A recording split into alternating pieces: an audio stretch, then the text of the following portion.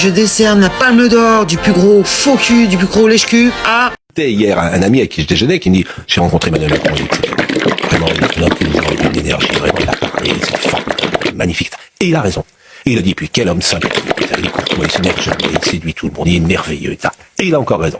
Et là, c'est ça qui m'intéresse, et je voulais votre réponse. Comment un homme aussi intelligent, comment un homme aussi brillant, comment un homme aussi remarquable, qui sait prendre des informations comme peu de gens, qui a une capacité de synthèse, etc. Bon, non mais, comment peut-il être aussi à l'arrivée catastrophique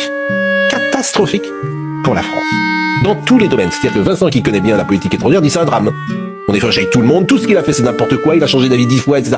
Donc c'est le mystère Macron. Et ça, votre analyse m'intéresse. Non, il n'y a pas de mystère, il y a simplement une contradiction entre le fait que vous puissiez dire de quelqu'un qu'il est intelligent et donner en même temps la démonstration qu'il ne l'est pas. C'est qu'il ne l'est pas. Donc il faut arrêter de dire de quelqu'un qu'il est intelligent s'il n'en donne pas les preuves, et s'il donne même les preuves du contraire. Car il en donne les preuves du contraire. Donc votre thèse, c'est qu'il n'est pas intelligent. Non, il y a une intelligence qui... Ben ça, c'est pas vrai. Ah oui. Je vais pas vous dire autre chose, parce que, en fait, c'est pas convaincant. Vous l'entendez l'autre, hein? C'est pas convaincant, je suis pas d'accord. C'est pas un moment d'anthologie, ça? Michel Onfray, qui démonte Pascal Praud, ça fait du bien, sur la soi-disant intelligence exceptionnelle de Macronus Ier, hein? Mais quelle mascarade! Palme d'or, je lui donne. La palme d'or. L'Oscar, même! Il lui dit tout simplement, bah, c'est parce qu'il n'est pas intelligent, voilà. C'est simple. Donc, d'après Pascal Praud, Macronus Ier serait un génie. Incompris. Le Mozart de la finance, plutôt de la dette, oui. L'enfant roi de la République. Il a fait l'école de l'élite. Banquier chez Rothschild. Conseiller de Hollande à 34 ans. Président à 39 ans. Sur le papier, c'est un crack. Un CV long comme le bras. Et surtout, un gros carnet d'adresses. Vous avez vu la dette nationale qui grimpe en flèche? Pas loin de 3400 milliards de dettes. Ah oui, c'est vrai, il a explosé la dette pendant la coco. Le quoi qu'il en coûte, sans contrôle. Et depuis, point d'interrogation, bah il a supprimé les impôts pour les riches, baissé les APL, faut pas l'oublier ça. Et maintenant, il veut faire bosser les gens jusqu'à 67 ans. Tu sais, c'est pour sauver le système.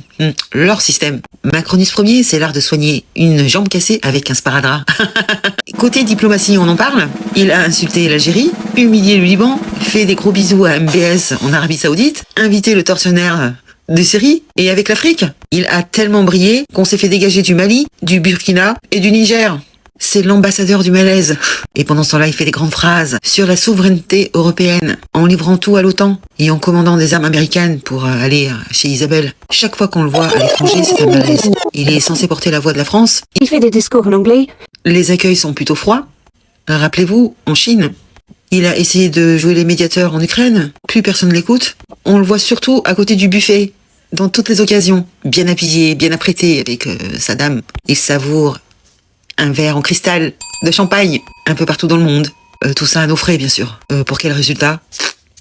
Et les casseroles, on en parle? Benalla, McKinsey, Uber Files, pantouflage, conflit d'intérêts, privatisation douteuse, Alstom et tous les autres fleurons. Le gars est censé être super intelligent, mais on a plus l'impression d'avoir affaire à un mafieux. Sous C.